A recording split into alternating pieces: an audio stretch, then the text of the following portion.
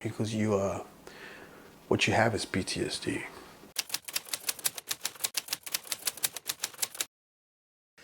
Name's Johnnie Garcia. Served in the U.S. Navy from 89 to 91.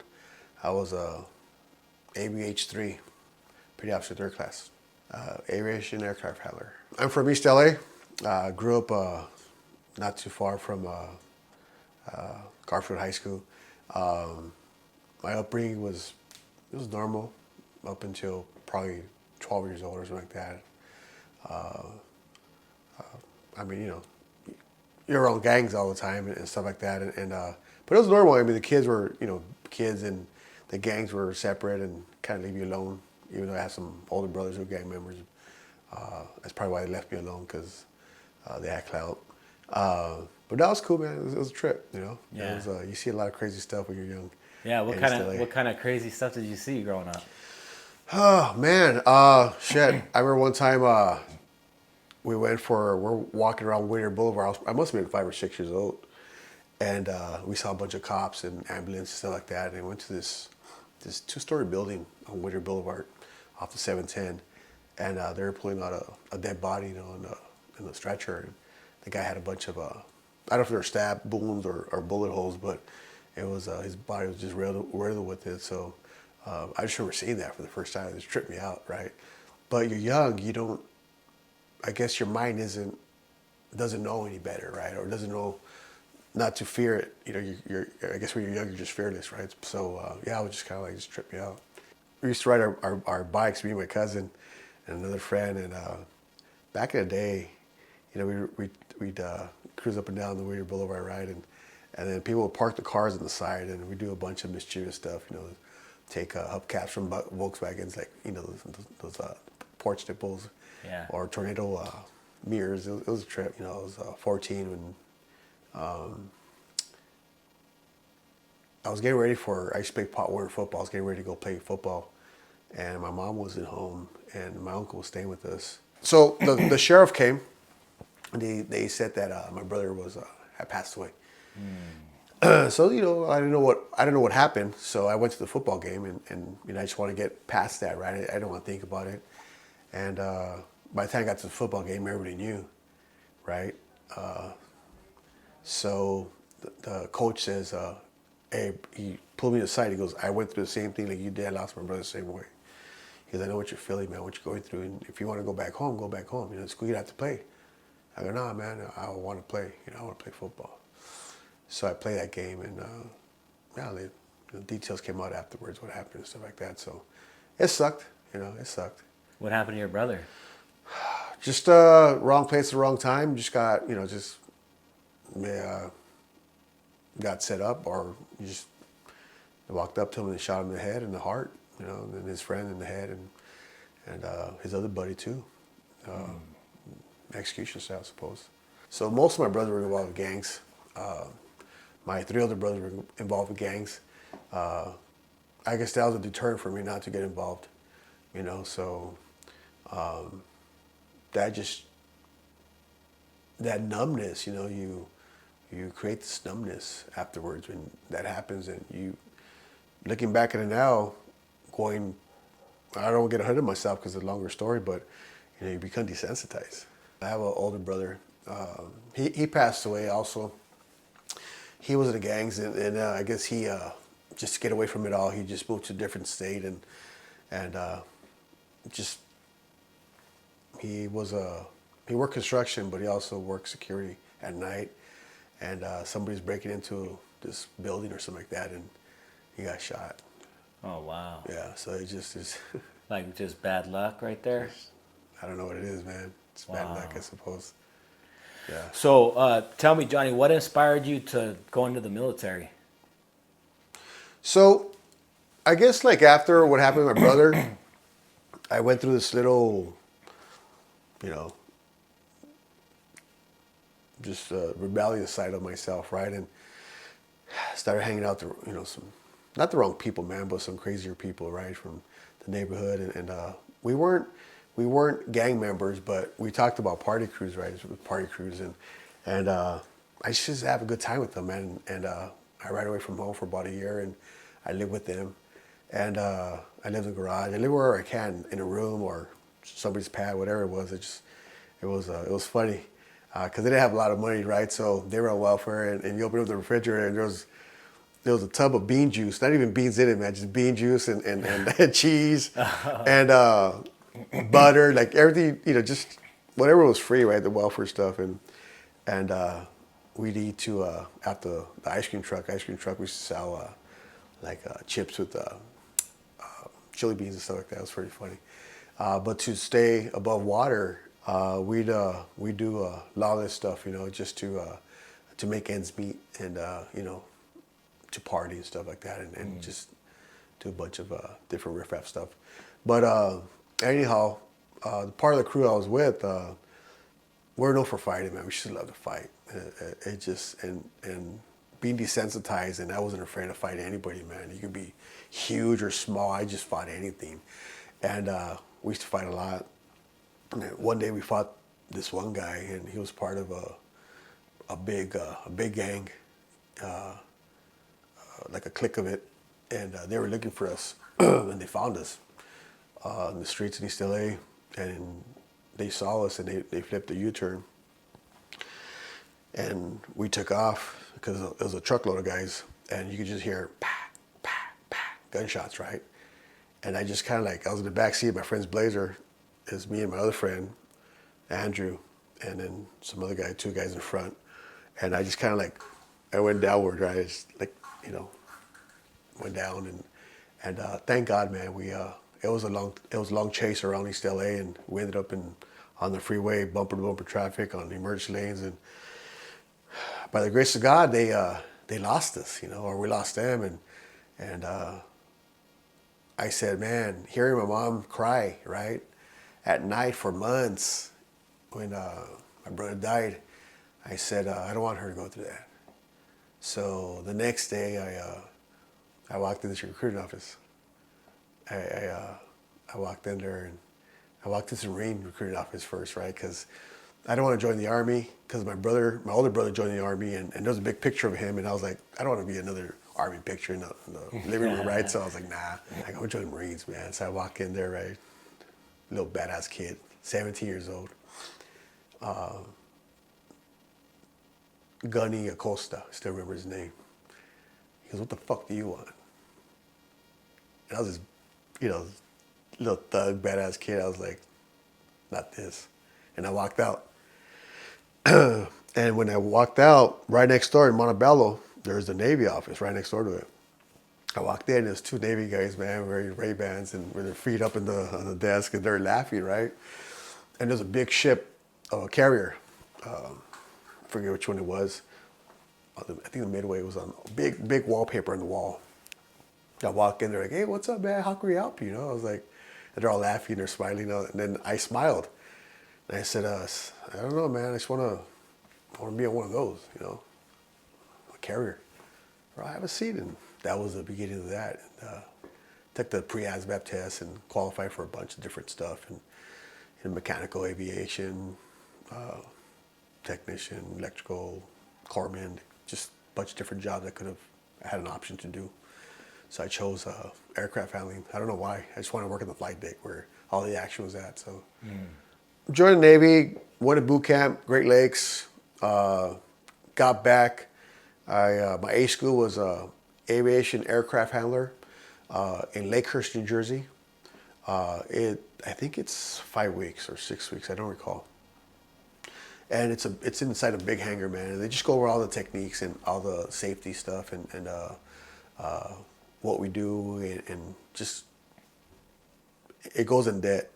I did just review a lot of the stuff that we're going to be doing there, simulations and stuff like that. They have jets in sight, how to use the arresting gear and fuel them, or because there's 3 sections, right, on the flight deck. There's a yellow shirts, the blue shirts, which is they work together, and then you have the purple, which is the fuse.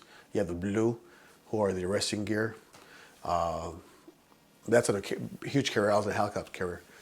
Then you have the red shirts, which is the either aviation crash or the ordnance, and then you have green, different color shirts. So I was a blue shirt.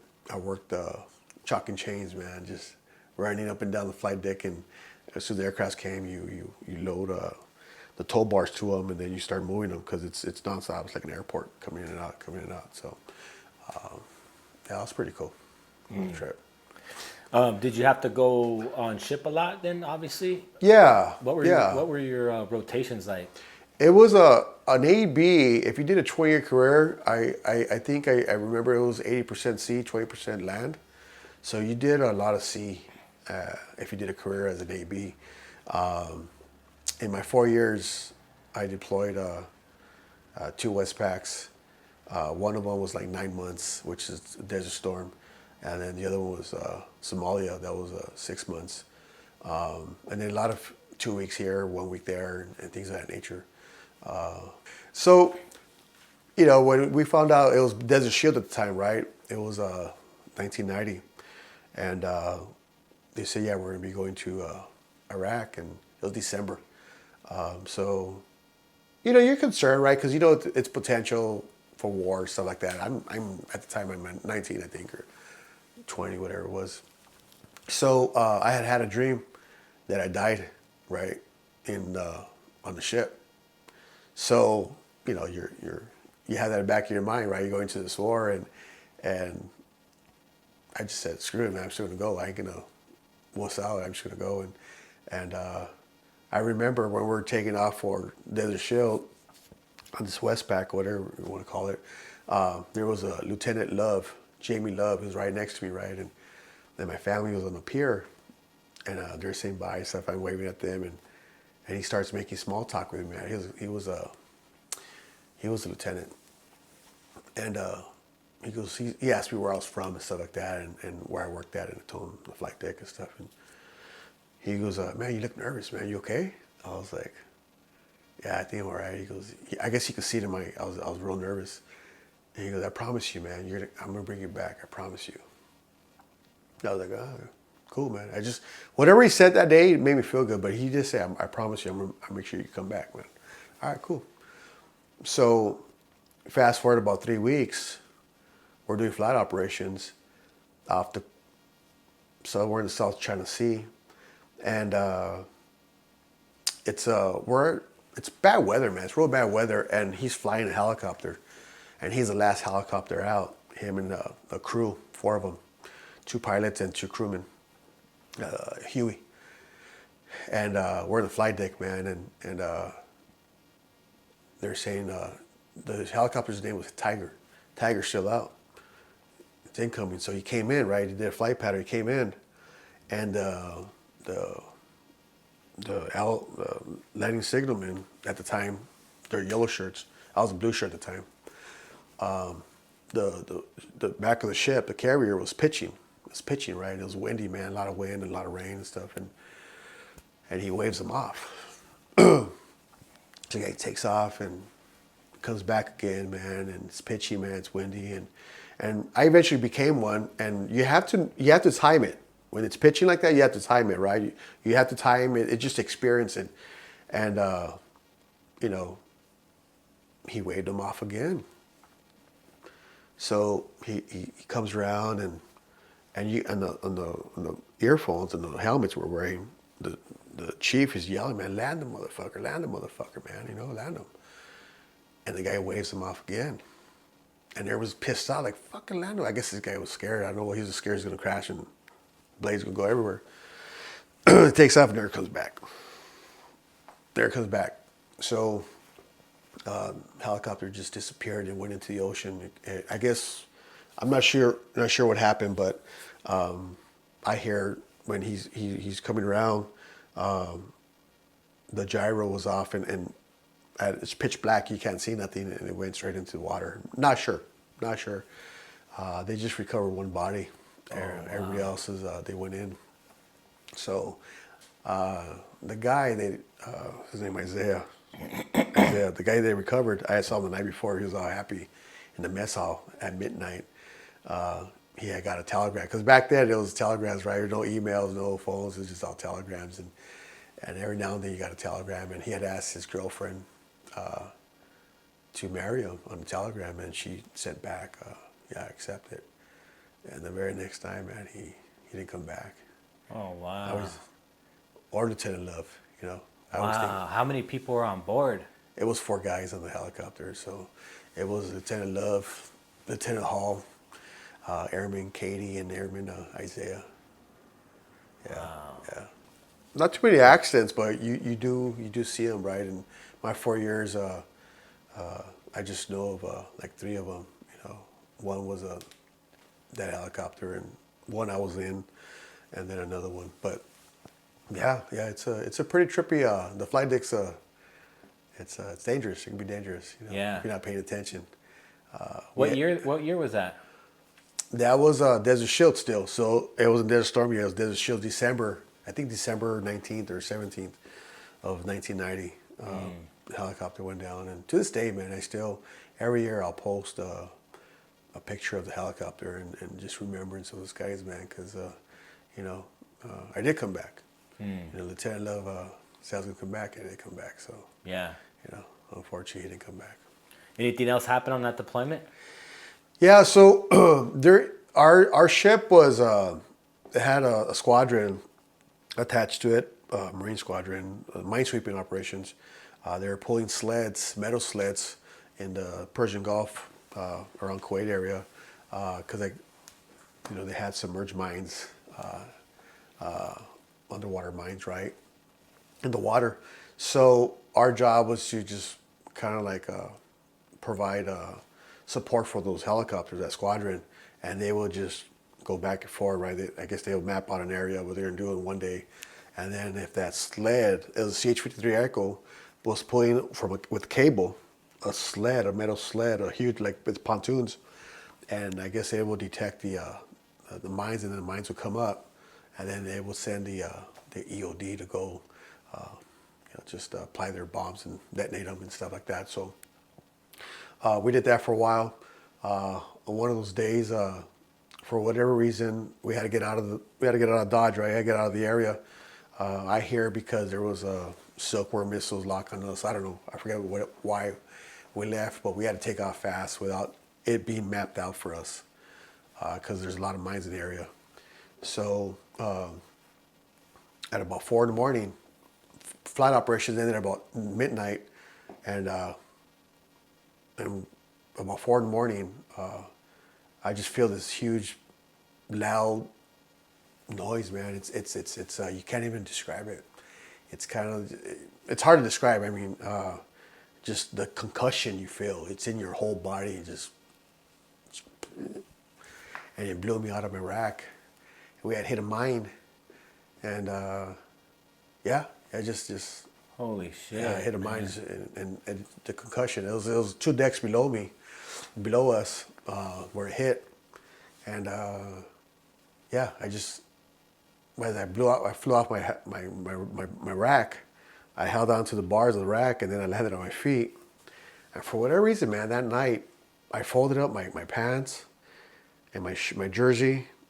Jersey is the uniform you wear, right? Mm-hmm. The colored jersey on the flight deck, and my boots right on top that night. I don't know why. He should always like throw my pants on the hook, and my shirt in my locker, and my boots next to somebody else's boots. But that night, man, I just, for whatever reason, I put it right next to me, and I just grabbed them, man. And just had a lot of guys just screaming and yelling, like everybody's just confused, right? A lot of confusion.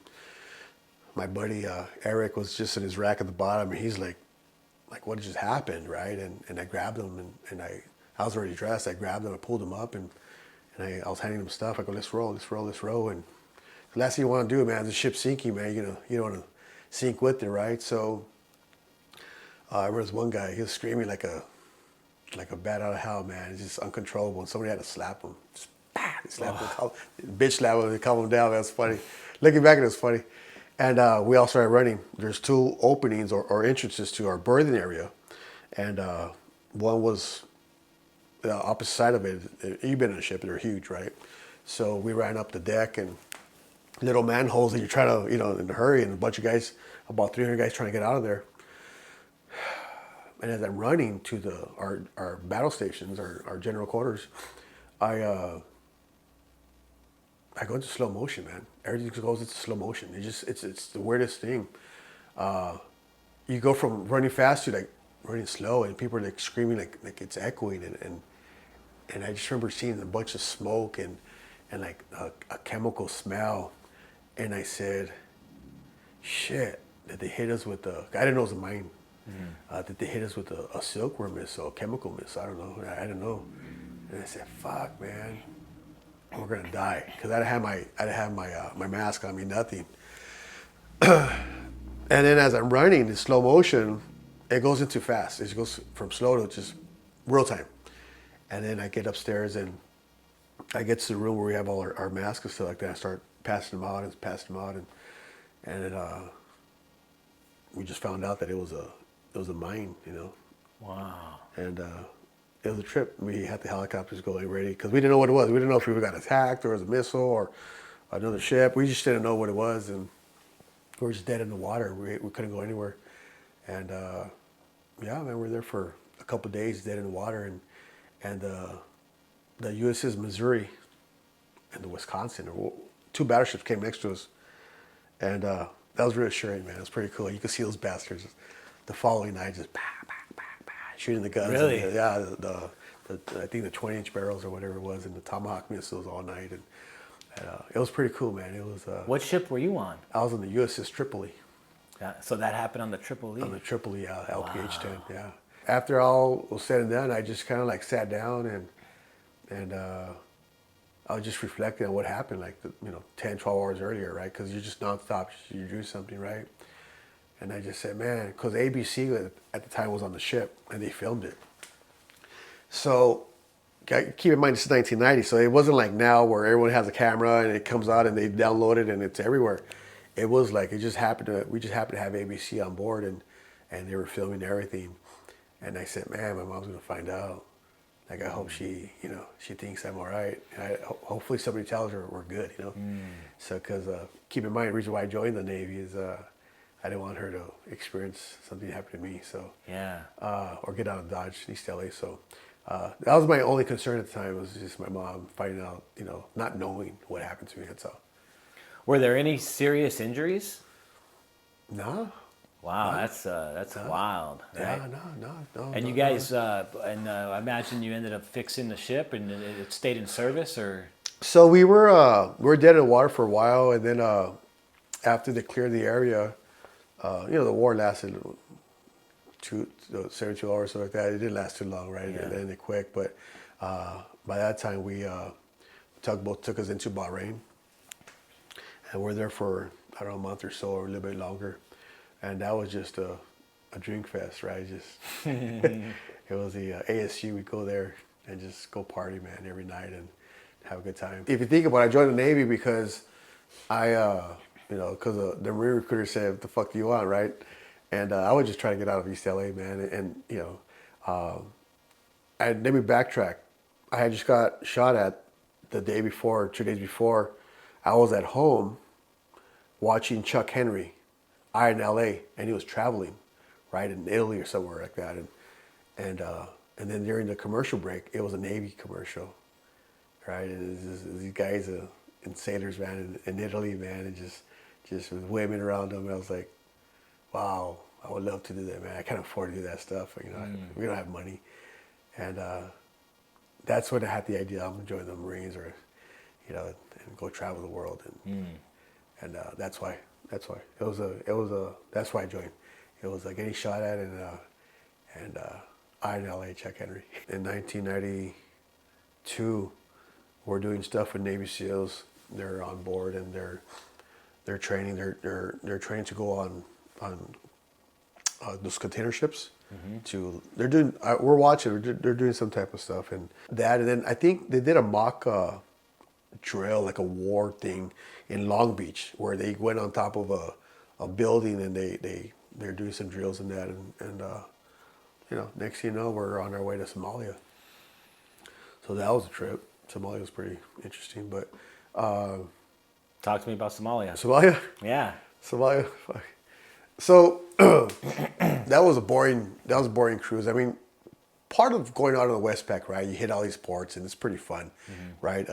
One good advice the recruiter told me is like, "Hey, Johnny, most of your friends, all that, when you go to port, They're gonna be partying hard, dude. They're gonna party hard, and they're gonna just see bars. You take tours. Take tours. Just go out and see the country, man. Just grab a backpack and just take off. And I'd always do that. Every the first day, I'd just go out there and sign up for tours or whatever, and just go, just get, just indulge myself in the culture, the food, and go hiking and stuff like that. But that's what I did in Thailand and Singapore. I did a lot of stuff on the way to Somalia. But once in Somalia, we're out at sea for like 80 days straight, man, and it was boring, just doing nothing, and waiting for whatever's gonna happen, and it happened, and whatever that took place, Somalia, and in one of those days,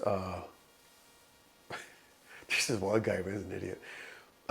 When you're in flight operations, they have these ramps, right? And they put them down in case there's a problem with the missile. They throw them down these ramps and into the water.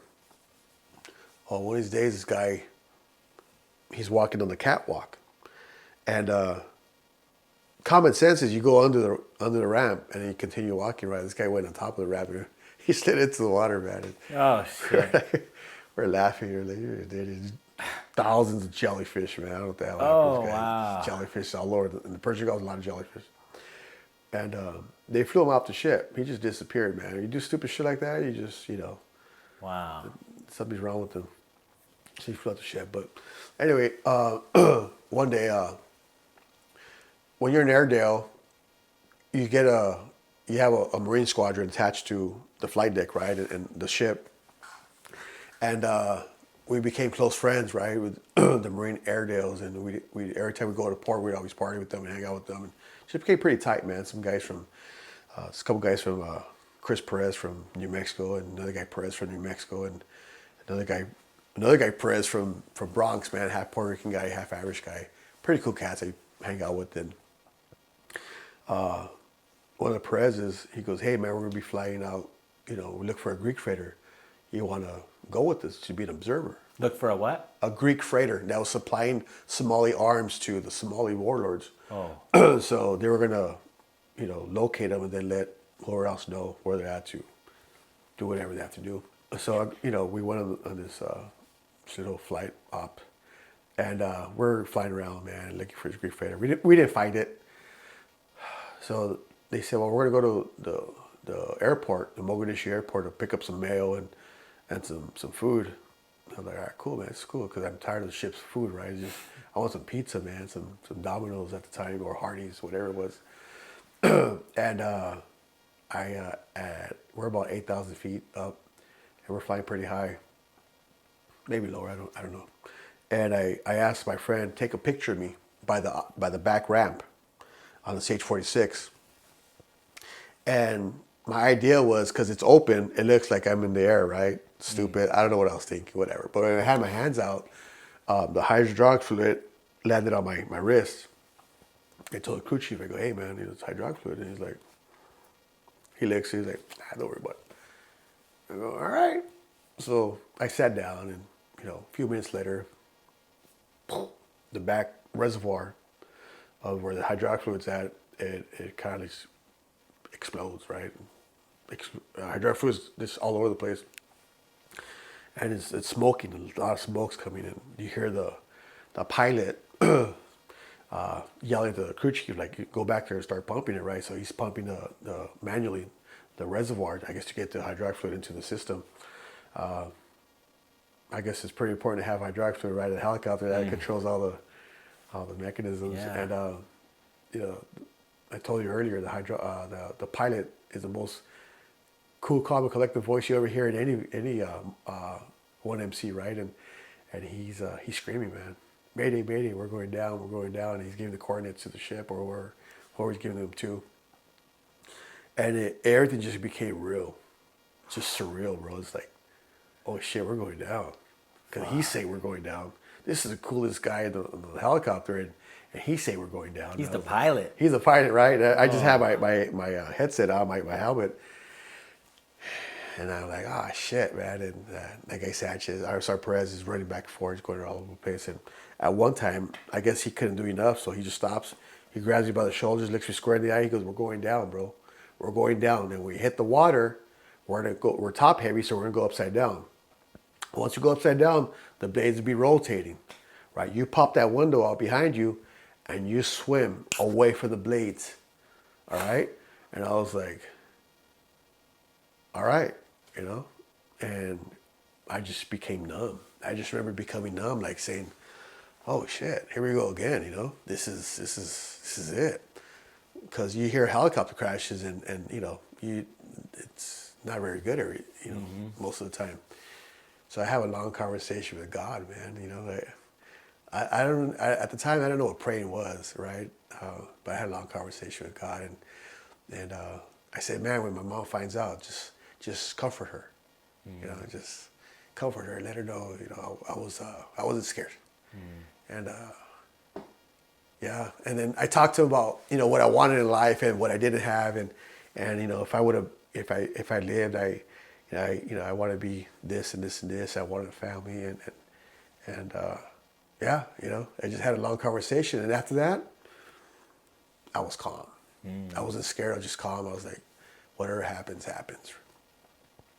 So in the meantime, everything's like you just hear the screaming in the headset, stuff like that, and people running around inside the CH-46, and I see the clouds going up. Everything's going fast up, right? And we're just going pretty fast downward. And so once we get to a certain range, I just felt a helicopter, right? It's going downward, and then I see beach through the windows. And I said, "Oh shit, we're either gonna hit the beach or hit the water." But I won't have to, I'm just tripping out, right? And right before, I don't know, by 20 feet, 30 feet above, before hitting the beach, the helicopter pulled up like this, and then held it, and then slammed on the ground. On the beach? On the beach, bro. Wow. Yeah, like 30, 40 feet from the water.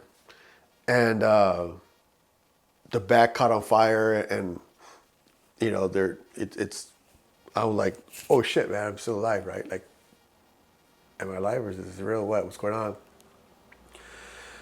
So that's on fire. That's going on.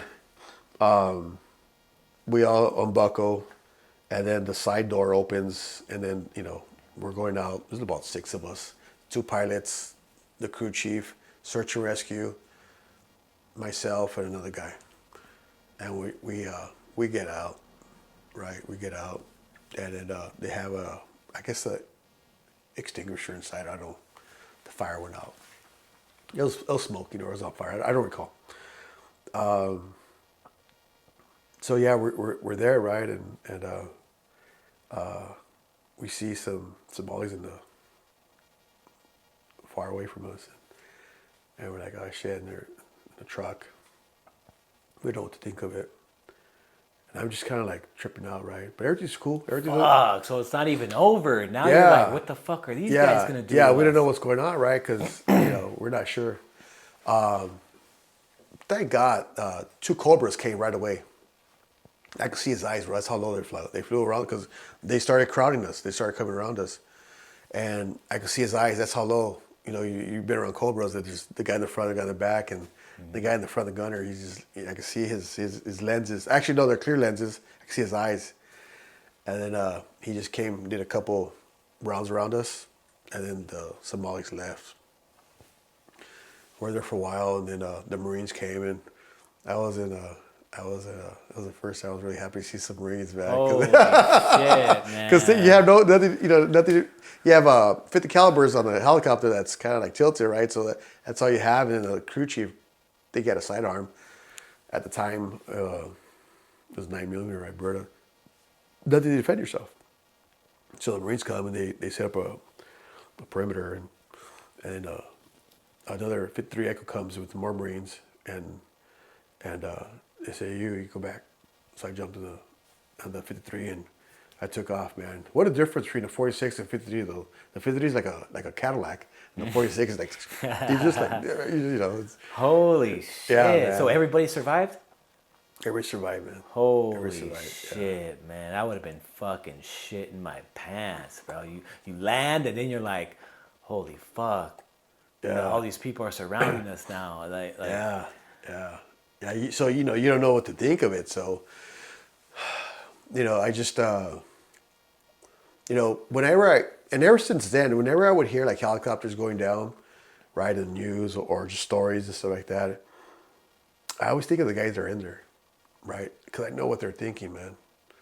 I know what they're thinking. Some are praying, man. Some are like scared. Some are hoping for the best, right? They're just they. I know what they're thinking. in that moment, all the shit that you used to worry about doesn't matter anymore, huh? It's Nah, like, man. It's funny, man. I just kind of like sat there and it's like, all right, whatever happens, happens. And just take a deep breath, and just suck it up. That's all. and you were thinking about your mom, obviously, because she's already lost two sons. Yeah, yeah, yeah. You think about that, and that was my prayer or the conversation I had with God is just comfort her, man. When she finds out, let her know that I was good, I was okay. Yeah. And I was okay. Yeah.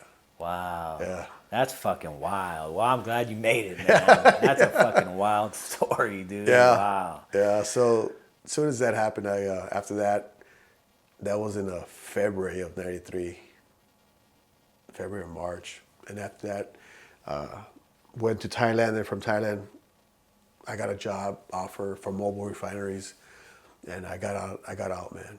I was done. Yeah, talk to me about that, man. What was it like for you transitioning back in the civilian world? After the helicopter crash, I was like, pfft, mine hit, desert storm, Somalia, helicopter crash. I just joined a travel, man. I didn't. Yeah. You've done enough traveling at that point, right? I served my country, man. I'm out. Yeah. So I had got a job. So I don't know. My cousin's husband worked for mobile refineries, and she had wrote me a letter like, "Hey, he's gonna hook you up with a job and this that." And so yeah, man, I took the offer. I got out and I was working within like 30 days. I got out of the military and I was working within 30 days at the refineries. I was first job was a fire watch. You just watch them build the tanks and stuff like that. You just stand there it was a boring job. And you stand there with the fire extinguisher. It was actually for a contractor working at mobile refineries. So that was cool for a while. I did that for about a year. And then my stepdad, he got me a job with him at an equipment company as a welder, crane operator, and did that for a while. But this is when I started changing, right? I started changing from who I was to who I was then. And I was very, I get agitated real easy, and I gave no fucks about anything. And I was quick to fight. One morning, my foreman was yelling at me. I don't know why. At 6 a.m., just we're having a meeting, a crew meeting, and he's yelling. And back in the day, we'd slap people, right? As a form of disrespect, we just slap them real hard, right? We didn't punch them, we just slap them. And That's even worse than being punched. yeah, right. We slap and we laugh, right? We slap, wherever you're from, we just slap you and then we laugh, and then if you fought, you fought. But so I slapped him, and he was just like confused, man. You're fired. Like, I didn't care, man. And that was that, right? But during that time, you want to talk about my experience with PTSD or? Yeah, get into it. Yeah. We're in transitioning now. Yeah, so now I'm transitioning from military, right, to construction, whatever, and equipment operations and stuff like that. And I realize it now, but not then. I was drinking a lot. I drank a lot, right? I drink a lot, man. I get drunk every night, and my alcohol choice was vodka or Bohemia, right? Drink a lot. It's a lot.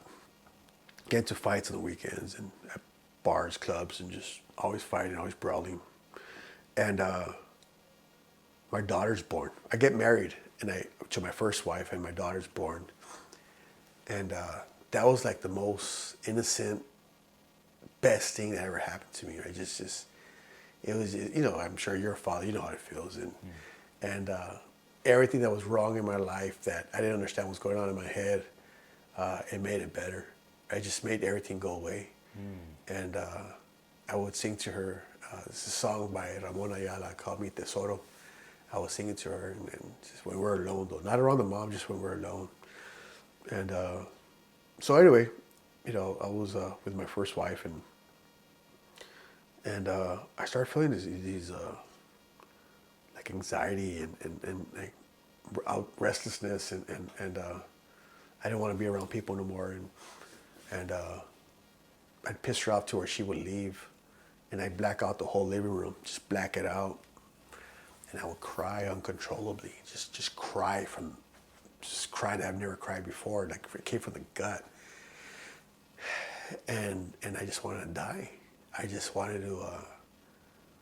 I don't know why. I just wanted to die. I just wanted to die. It was the weirdest thing, man. I've never felt like that before, right? Because up until then, I was like, you know, my nickname was Madball, Johnny Madball, man. He's just having a good time. But I didn't know what was wrong with me at the time. So this happened a lot. And then in high school, this kid committed suicide, and they sent counselors, and I had to talk to a counselor because I knew the guy. And the counselor said, suicide is a permanent solution to a temporary problem. Remember that. And I always remember that. So when I would cry, I would tell myself that. This is just temporary, man. Suicide is a permanent solution to a temporary problem. I would repeat it over and over again, over and over again. So one day I went to the East LA VA Center on Olympic and Goodrich, around there somewhere. And I walked in, and those people in there, and they said, how can we help you? I was like, can I talk to a counselor? And I said, sure. And this old man walks out, little short man, baldy. He walks me into a little room, and we're talking, and he's come back tomorrow. All right. Come back tomorrow. And went for a couple weeks, and he goes, what you have is PTSD. I go, what is that? This what making me think like this? And he's like, yeah. I go, well, what is it? He started explaining to me whatever it was, and he goes, I'm going to prescribe medication to you. I said, no, I don't take medication. And he's, no, but you need it. I go, no. Like, I know what I need. I know what it is now, so how can I control it? So he started telling me, like, well, you do breathing exercises and this and that is, but son, I suggest you take this medication. I said, no, I don't need it. So, to this day, I still don't take medication. I just deal with it, right? Just deal with it. But it was really severe back then. Now, as I get older, I still have bouts with it. But it's a trip, man. It's changed my life. Do you still go to the VA? I haven't gone in a while. The last time I went, I was talking with my second wife. I came home late from work, and real late, like midnight or something like that. And she was, you want dinner? I was like, no, I'll just have a bowl of cereal. So I was eating cereal, and we're talking, and all of a sudden, my chest I felt like it went like this, right? My heart just went like a ringer, right? I was like, oh man. And she says, what's wrong? I think I'm having a heart attack, and I fell, bam. So she calls 911, and the paramedics come in, man, and I'm in the living room on the floor. They rip open I had a dress shirt. They rip open my shirt, and they put EKGs on me, and I'm just in pain, man. It felt like a heart attack. And they said, man, you okay? I was like, no, I'm not. You know, I was tripping out. And he's like, your heart's fine. Are you stressed out? I go, I don't know. I mean, I have a stressful job, but I don't know, man. And they're like, oh, you're fine, dude. You just calm down. Start breathing. So I started breathing. And I ended up at that night I drove myself to the VA hospital, Long Beach. And I met an old man, old PA, physician assistant, right? Is that what they call it? Filipino cat. And he says, yeah, PTSD. I go, yeah. He goes, you don't take medication, I see. I go, no. He says, well, he goes, you gotta just rest, calm down and do whatever you do, but I suggest you take these vitamins. And he prescribed some. He says I should take some vitamins. I've been taking them ever since. Those vitamins that he suggested I take, and I just deal with it that way. Yeah. You know? Any last words before we cut the tape? No, just you know, just the way I deal with life is you know, never give up, and I have this relationship with Jesus Christ, you know, and I stick to his Proverbs 3:5-6. Trust the Lord with all your heart, you know, and lean on him. You're to be fine. So that's all I have to say. Thanks for being here, sir. Thanks for having me. Push it to the limit, I can't go no more. Red light, no way I'm